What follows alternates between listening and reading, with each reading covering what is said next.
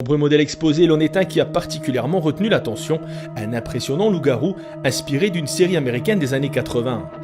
Son créateur, passionné de fantastique, nous raconte comment il a patiemment sculpté, peint et assemblé chaque élément pour donner vie à cette créature au réalisme bluffant.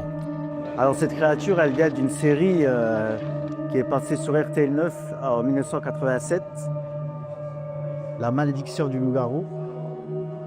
Et j'ai reproduit la copie conforme en costume de cette créature. Moi, en étant jeune, j'étais fan de ça et je me suis dit un jour, quand j'aurai les capacités, je créerai ce costume.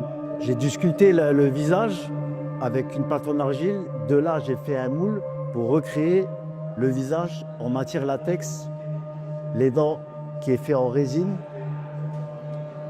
une combinaison avec des armatures en mousse pour lui donner les formes.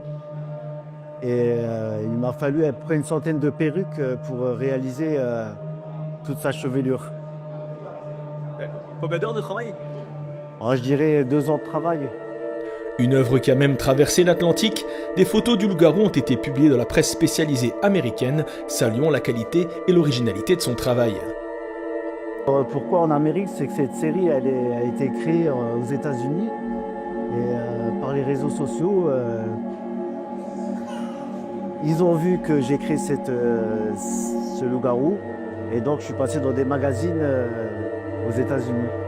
Parce que j'ai la seule copie au monde de cette série.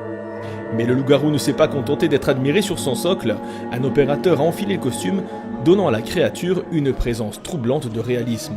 Grondements, mouvements fluides, postures menaçantes, le monstre semble tout droit sorti de l'écran.